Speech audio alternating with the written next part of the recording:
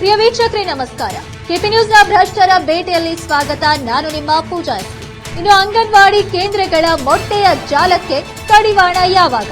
ಬೀದರ್ ಜಿಲ್ಲೆಯ ಭಾಲ್ಕಿ ತಾಲೂಕಿನ cross road ಹತ್ರ ಕೊಟಿಗ್ಯಾಳ್ವಾಡಿ ಮತ್ತು ಕ್ರಾಸ್ ರೋಡ್ ಅಂಗನವಾಡಿ ಕೇಂದ್ರದಲ್ಲಿನ ಮೊಟ್ಟೆಗಳು ಗುಳು. ಇನ್ನು ದಿನೇ ದಿನೇ ಹೆಚ್ಚುತ್ತಿರುವಂತಹ ಕಳ್ಳರ ಮತ್ತು ಸುಳ್ಳರ ಸಂತೆ. ಅಧಿಕಾರಿಗಳ ಕೈ ಚಳಕ ಸಂತೆಯಲ್ಲಿ ನಿಲ್ಲದ ಮೊಟ್ಟೆಗಳ ಎಡವಟ್ಟು. ಅಂಗನವಾಡಿ ಮಕ್ಕಳ ಬಾಯಿಗೆ ಕನ್ನ. ಅಧಿಕಾರಿಗಳ ಜೇಬಲ್ಲಿ ಕ್ಷಣ ಕ್ಷಣ ಕಾಂಚನ. ಸರ್ಕಾರಿ ಕೆಲಸ ದೇವ್ರ ಕೆಲಸ. ಇನ್ನು ಸರ್ಕಾರಿ ಆಫೀಸ್ನಲ್ಲಿ ಗೋಡೆಗಳ ಮೇಲೆ ಬರೆದಿರ್ತಾರೆ, ಆದ್ರೆ ಇಲ್ಲಿ ಸರ್ಕಾರದ ಸಂಬಳ ಇವರಿಗೆ ಸಾಕಾಗ್ತಿಲ್ಲ ಅನ್ಸುತ್ತೆ. ಅದಕ್ಕೆ ಮಕ್ಕಳ ಮೊಟ್ಟೆ ಮಾರಾಟ ಮಾಡಿ ಮಕ್ಕಳ ಬಾಯಿಗೆ ಕನ್ನ ಹಾಕ್ತಾ ಇದ್ದಾರೆ ಅಂತ ತಿಳಿದು ಬರ್ತಿದೆ. ಇನ್ನು ನೈವೇದ್ಯ ದೇವರಿಗೆ, ಆದ್ರೆ ಪ್ರಸಾದ ಮಾತ್ರ ನಮಗೆ ಎನ್ನುವ ಒಂದು ಉದಾಹರಣೆ ಕೂಡ ಇದೆ. ಈ ಮೊಟ್ಟೆಯ ರಶೀದಿಯೇ ಇದಕ್ಕೆ ಸಾಕ್ಷಿ ನೋಡಿ. ಇನ್ನು ಎಷ್ಟು ಜನ ಮಹಿಳೆಯರಿಗೆ ತಾವು ಮೊಟ್ಟೆಯನ್ನ ನೀಡುತ್ತೀವಿ, ಜೊತೆಗೆ ಎಷ್ಟು ಜನ ಮಕ್ಕಳಿದ್ದಾರೆ, ಎಷ್ಟು ಪಡೆದುಕೊಂಡಿರ್ತಾರೆ, ಇದರ ಲಿಖಿತ ಮಾಹಿತಿ ಎಲ್ಲಿದೆ ಅಂತ ವಿಚಾರಿಸಿದಾಗ ರಿಜಿಸ್ಟರ್ ಮನೆಯಲ್ಲಿದೆ, ನಾಳೆ ತರ್ತೇನೆ ಅಂತ. ಬೇರೆ ಯಾರ್ಯಾರು ಅಲ್ಲ, ಆಫೀಸ್ ರಿಜಿಸ್ಟರ್ ಮೊದಲೇ ಮಾತು ಮನೆ ಕೊಡೋದೇ ತಪ್ಪಲ್ಲ.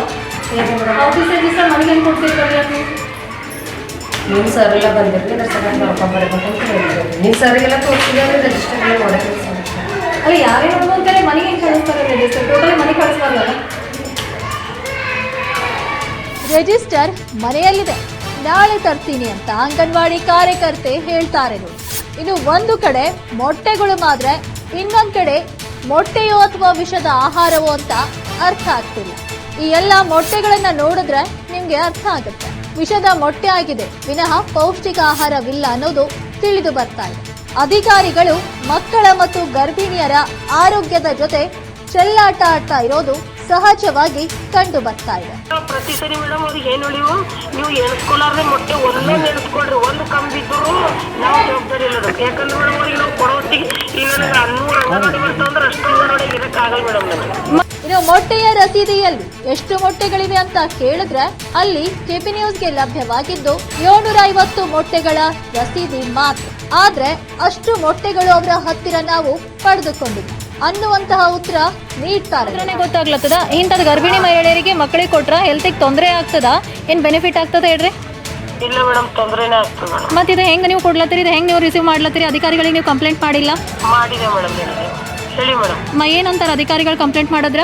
ಅವ್ರಿಗೆ ಮೊಟ್ಟೆದವರಿಗೂ ಹೇಳ್ಯಾರ ಮೇಡಮ್, ಅವ್ರಿಗೆ ಏನೋ ಚೇಂಜ್ ಮಾಡೋರು ಇದಾರಂತ ಮೇಡಮ್, ಅವರಿಗೂ ಎಲ್ಲ ಹೇಳ್ಯಾರ ಮೇಡಮ್. ಅಧಿಕಾರಿಗಳಿಗೂ ಹೇಳಿವಿ, ಮತ್ತು ನಾವು ಟೀಚರ್ಸಿಗೂ ಅವ್ರಿಗೆ ಅದೇ ಹೇಳಿದ್ವಿ ಮೇಡಮ್. ನೀವು ಸಿಗ್ನೇಚರೇ ಮಾಡಬೇಡಿ ಅಂತ ಹೇಳಿದೆವು, ಆದ್ರೂ ಅವ್ರು ಸಿಗ್ನೇಚರ್ ಮಾಡಿ ತಗೋತಾರೆ. ಈಗ ಅವ್ರಿಗೆ ನೀವು ಕೇಳ್ರಿ ಮೇಡಮ್, ಟೀಚರಿಗೆ ನಾವು ಹೇಳಿವಿಲ್ಲ. ನಿಮ್ಮ ಹೆಸರೇನು ಮೇಡಮ್? ನಿಮ್ದು? ನಮ್ದು ಹೆಸರು ಆರ್ತಿ ಅಂತ ಮೇಡಮ್. ಮತ್ತೆ 14 ತಾರೀಕಿಗೆ ವಿಸಿಟ್ ಹೋಗಿ ನೋಡ್ರಿ ಮೇಡಮ್. ಮತ್ತೆ ಅವ್ರದ್ದು ಟೀಚರ್ ಇಲ್ಲದ್ರ ಅಬ್ಸೆಂಟ್ ಮಾಡೀನಿ. ಇವತ್ತು 14 ತಾರೀಕಿಗೆ ವಿಸಿಟ್ ಮಾಡೀನಿ ಮೇಡಮ್ ನಾವು. ಅಲ್ಲ, ನೀವು ವಿಸಿಟ್ ಮಾಡಿರಿ, ಬಟ್ ಇವ್ರು ಏನಂತಾರ ಅದು ನಾಳೆ ಕೊಡ್ತೀನಿ ಅಂದಾರ, ಇದು ಹಿಂಗೆ ನೀವು ತಗೋತೀರಿ? ಇಷ್ಟು ಕೇರ್ಲೆಸ್ ಹೆಂಗ? ಇಲ್ಲ ತಗೋಬಾರ್ದು, ಅವ್ರಿಗೆ ಕೇಳಿ ಮೇಡಮ್. ಈಗ ಮೇಡಮ್ ಕಡೆಯಿಂದ ಕಳಿಸಿ, ನಾಳೆ ಕಳಿಸಿ ರಿಪೋರ್ಟ್ ತೊಗೊಂಡ್ಬಂದು ನಾನು ರಿಪೋರ್ಟ್ ಮಾಡ್ತಾರೆ. ಹೌದಾ ಸರ್ ಈಗ ಮಾತಾಡ್ರಿ ಅಂತ ಸೂಪರ್ವೈಸರ್ ನಿಮ್ಗೆ? ಇಲ್ಲ, ಮಾತಾಡಿದಾರೆ, ಏನೋ ಆರಾಮಿಲ್ಲ ನಮ್ಗಂತ ಹೇಳ್ತಾ ಇದಾರಲ್ಲ ಸರ್. ಹೌದೌದು, ಅವ್ರಿಗೆ ಆರಾಮಿಲ್ಲ, ಅವ್ರಿಗೆ ಜಮೀನ್ದಾರ ಹೇಳೀನಿ. ಈಗ ರಿಪೋರ್ಟ್ ಮಾಡಿ ಏನ್ರಿ ತಾವು ಬರ್ಬೋದಾ ಸ್ಪಾಟಲ್ಲಿ? ಇಲ್ಲ ನಂಗೆ ಆಫೀಸ್ ಕೆಲಸ ಅವ, ಇದೆಲ್ಲ ಆಕ್ಷೇಪಣದ ಲಾಸ್ಟ್ ಡೇಟ್ ಅದ. ಇಲ್ಲಿ ಎಲ್ಲ ಹದಗೆಟ್ಟಿದಲ್ಲ ಸರ್, ಇವ್ರು ಒಪ್ಕೋತಾ ಇದಾರೆ, ಅವ್ರು ಮಾಡಿರೋ ತಪ್ಪ ಅವ್ರು ಒಪ್ಕೋತಾ ಇದಾರೆ ಇವಾಗ. ಆಯ್ತು ಅವ್ರು. ಹೌದಾ? ಈಗ ರಿಜಿಸ್ಟರ್ ಕಂಬಿ ಇಲ್ರಿ, ಕಂಬೀಟರ್ ಅಲ್ರಿ, ಕಂಬೀಟಿ ನಮ್ಮ ಕಂಬಿಟಿ ಮೆಡಿಕಲ್ ಕಲ್ತ್ಕೊಂಡಿದ್ದೇವೆ. ಸುಮ್ಮನೆ ನಾವು ರಿಜಿಸ್ಟರ್ ಅಲ್ಲ, ನೀವು ರಿಸಿಪ್ಟ್ ತೋರಿಸಿರಲ್ಲ. ಬಟ್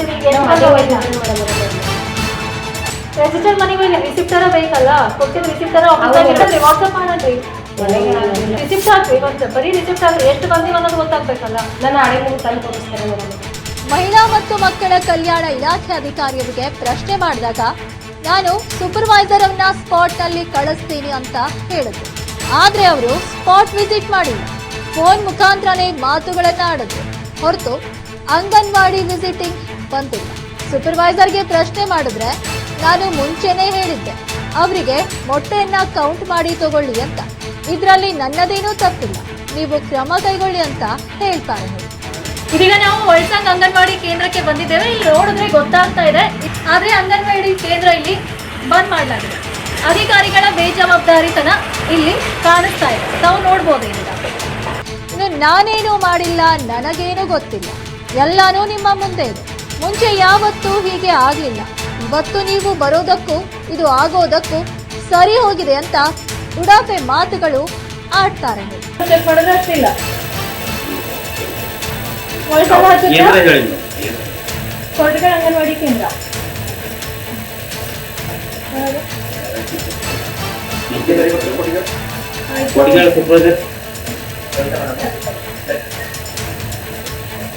ಒಳಸಂಗ ಹೋಗಿವಿ. ಒಳಸಂಗ ಹೋದ್ರೆ ಅದು ಲಾಗಿಂಗ್ ಮಾಡ್ಕೊಂಡು ಹೋಗ್ಯಾರ.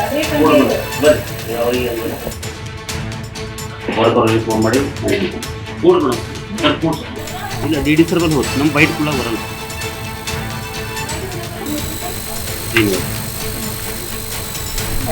ಇವತ್ತು ನಾವು ಬಾಲ್ಕಿ ತಾಲೂಕಿನ ಸಿಡಿಪಿಒ ಕಚೇರಿಗೆ ಭೇಟಿಯನ್ನ ಕೊಟ್ಟಿದ್ವಿ.